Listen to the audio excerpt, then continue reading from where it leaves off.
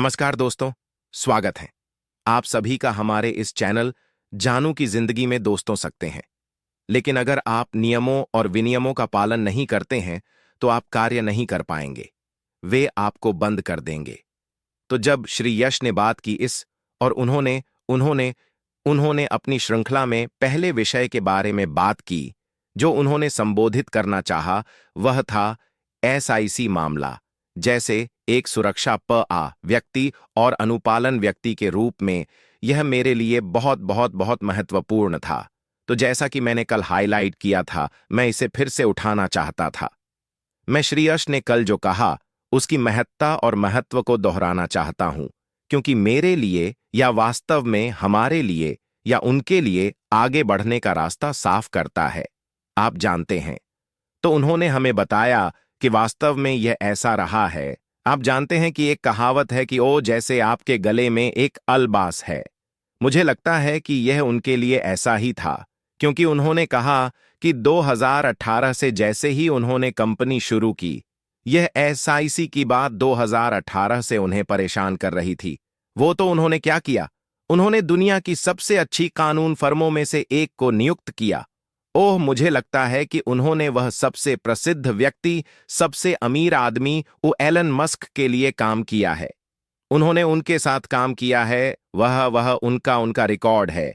आप जानते हैं, जो लोग हमारे संस्थापक श्री यश के लिए काम कर रहे हैं, उनकी टीम, कानूनी टीम जो उनके लिए काम कर रही है, आप जानते हैं, वे जानते हैं कि वे क्या कर रहे हैं, वे इसके आदी हैं।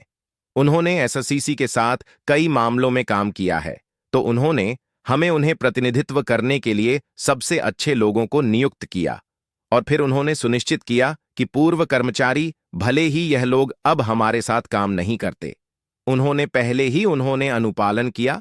उन्होंने एसआईसी को वह सब कुछ दिया जो जो उन्हें चाहिए था, सभी सबूत, सभी दस्तावेज, जो कुछ भी उन्हें चाहिए था। और उन्होंने श्री यश उन्हें न केवल व्यापार रिकॉर्ड बल्कि अपने व्यक्तिगत रिकॉर्ड भी प्रस्तुत करने पड़े। तो उन्होंने पूरी तरह से एससीसी के साथ अनुपालन किया। उन्होंने उन्हें वह सब कुछ दिया जो जो उन्हें चाहिए था, और उन्होंने कहा कि प्रक्रिया कठिन थी। हालांकि एससीसी के कर्मचारी या पेशेवर वे बहुत पेशेवर थे। उन्होंने किया, उन्हें जो करना था वह करना पड़ा, लेकिन यह वास्तव में उनके अनुचित था। वह कहते हैं, आप जानते हैं, उनके लिए जो कुछ उन्होंने सहा उसे सहना पड़ा। इस तथ्य को देखते हुए कि उस व्यक्ति की मंशा को देखते हुए, अगर आप एक कदम पीछे हटकर देखें तो श्री यश बाफारू जो करने की कोशिश कर रहे हैं, वह मानवता के लिए अच्छा करने की कोशिश कर रहे हैं, एक बदलाव लाने की कोशिश कर रहे हैं। उनकी मंशा है कि वह उत्थान करें। आप जानते हैं, वह एक नई प्रणाली, एक नया दृष्टिकोण लेकर आ रहे हैं। वह एक दूरदर्शी व्यक्ति है। आप जानते हैं, जिसे मैं कहता हूं उपाय के युग में नव प्रवर्तकों की नई पीढ़ी, क्योंकि यही यश बाफारू बनने जा रहे हैं, नई पीढ़ी।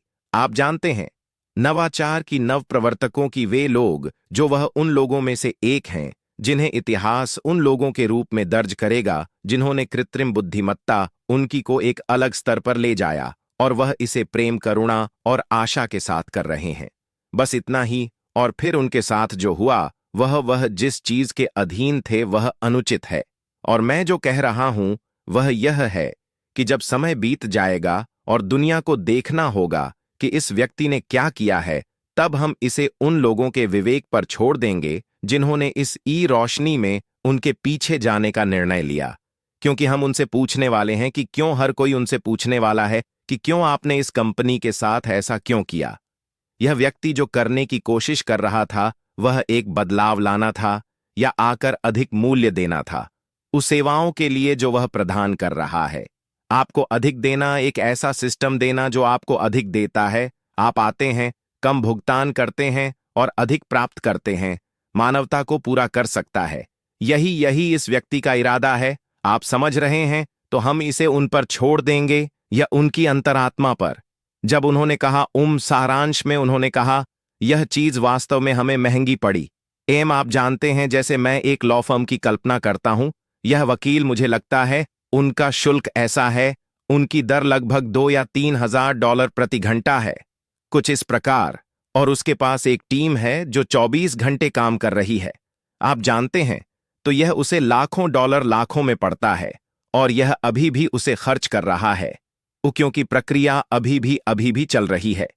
आप जानते हैं, इसने हमें केवल इतना ही नहीं खर्च किया, बल्कि हमारे यूरोपीय विदेश में भी खर्च किया। इसने हमें खर्च किया। आप जानते हैं, जो चीजें उसे विदेश में करनी पड़ी वे प्रभावित हुईं, क्योंकि जैसा मैंने कहा, यह आपके गले में एक अल्बास है। आप वैश्विक स्तर पर जाने की कोशिश कर रहे हैं, और आपके पास यह चीज संयुक्त राज्य अमेरिका में है। आप वैश्विक स्तर पर जाने की कोशिश कर रहे हैं, आपके पास यह चीज है, आप इसे इस देश में खोलना चाहते हैं। लेकिन वे कह रहे हैं, अरे उस मामले का क्या हो रहा है, आप क्या कर रहे हैं, आप जानते हैं। तो यह आपके केवाईसी को प्रभावित करता है। वह कहते हैं, हालांकि बहुत जल्द यह खत्म हो जाएगा। वह कहते हैं, आप जानते हैं, क्योंकि उन्होंने यह कहकर समाप्त किया कि हमने एक प्रारंभिक समाधान तक पहुंच बना ली है। लेकिन इससे पहले कि वह यह कहते, उन्होंने हम सभी का धन्यवाद किया। उन्होंने हमारे धैर्य के लिए, हमारे समर्थन के लिए और हमारी प्रार्थनाओं के लिए धन्यवाद किया, क्योंकि प्रार्थनाएं सच में काम करती हैं। आप जानते हैं, हम में से जो लोग श्री अशु का समर्थन, हर कोई खुश है। आप जानते हैं, यह एक आपसी समझौता है। हर कोई खुश है और उम्मीद है कि मामला खारिज कर दिया जाएगा और हम आगे बढ़ेंगे। उन्होंने कहा कि हम पूरी तरह से ठीक हैं। उन्होंने ओलिवर फेंटे का हवाला देते हुए कहा, ओलिवर, आपने देखा है कि हम ठीक हैं। हम पूरी तरह से ठीक हैं, और कि ओनप्सिस बंद नहीं होगा, कि यह कहीं नहीं जा रहा है। सही, हाँ। तो और उन्होंने कई अन्य विषयों के बारे में बात की, जैसे कार्यालय स्थान और कर्मचारी आगे बढ़ रहे हैं और सब कुछ। लेकिन आप जानते हैं, शायद कोई और कर सकता है, और हम बहुत अच्छी स्थिति में हैं, और हम इस आने वाले सप्ताह का इंतजार कर रहे हैं। नहीं पता कि यह गुरुवार होगा या शुक्रवार, लेकिन उम्मीद है कि यह गुरुवार होगा। हाँ, जो मैंने उस पर समझा है, गुरुवार। वास्तव में मुझे नहीं पता कि मैं क्या कह सकता हूं। लेकिन आप जानते हैं, जब उन्होंने कहा कि हम परिभाषा के अनुसार विजेता हैं, और एक अंतर बनाने के लिए और प्रकाश अपने पड़ोस में प्रकाश साझा करने के लिए, आप जानते हैं, और यह साल एक अच्छा साल होने वाला है, और अगले साल हम मानवता पर ध्यान केंद्रित करेंगे। आप जानते हैं, मैं ऐसा था, इसलिए हम वहां हैं। कब हमें नहीं पता। हमारे साथ साप्ताहिक वेबिनार करना, जैसा कि उन्होंने कहा, जैसे मेरे भाई, मेरे बड़े भाई ने कहा, हमें नहीं पता कि वेबिनार कब होगा, यह कब समाप्त होगा। लेकिन जब आप उन्हें सुनते हैं, तो मैं दुनिया भर के सभी लोगों से अनुरोध करना चाहता हूं। जब वह यह बयान भी देते हैं कि हमें लोगों को सही नेटवर्क से जुड़ना चाहिए, अब हमारे लिए समय है कि हम वह जानकारी प्राप्त करें। जब मैंने उन दिनों में अपने भाई बॉब से सुना, जब हमने वेबिनार शुरू किए थे, उन्होंने कहा कि जब उन्होंने रॉबर्ट कियोसाकी को पढ़ा, तो उन्होंने कहा कि जो लोग जानकारी प्राप्त करते हैं, वही लोग अमीर बनने वाले हैं, वही लोग डॉलर कमाने वाले हैं, वही लोग उस स्थिति में होंगे। मैं सभी से विनती कर रहा हूं, जो लोग जल्दी उठने वाले हैं, यहां तक कि जो लोग चले गए थे, वे वापस आ गए हैं।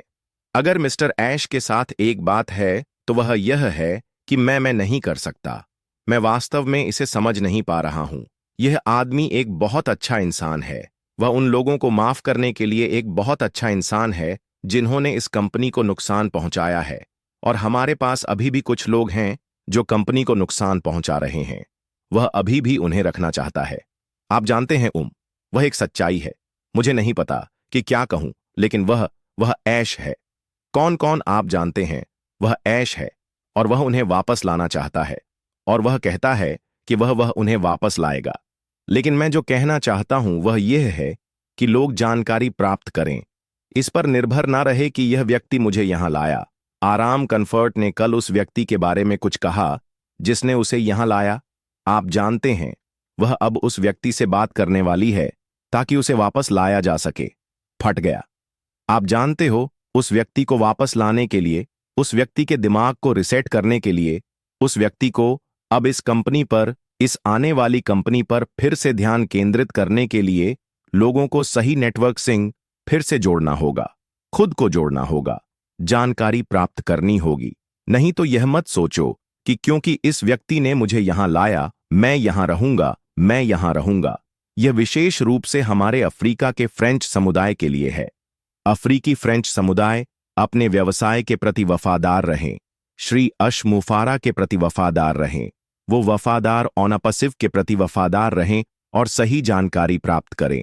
मार्सिया और फ्रांसिन सर्ज फ्रांस, वे सप्ताह में 3 बार वेबिनार कर रहे हैं। आज हम जो कह रहे हैं, जो हमने ओटेक प्रो में कहा, और मार्टिन और क्रिस जो कह रहे हैं, वे भी इसे फ्रेंच समुदाय तक पहुंचा रहे हैं। जाओ और वहां जाओ और यह जानकारी प्राप्त करो। दांव ऊंचे हैं। हर सप्ताह जो बीतता है, आपने जानकारी नहीं प्राप्त की। कृपया वापस जाएं और श्री यश को सुने और देखें, जानकारी प्राप्त करें। यदि आपके पास कोई प्रश्न है तो पूछें, फोन उठाओ, कॉल करो और पूछो, क्योंकि अब अगर आप वह जानकारी चूक गए, तो यह आपका व्यवसाय है। यह मत सोचो टोकिन कि जब हम लाइव जाएंगे तो आप हम में से किसी को कॉल करेंगे।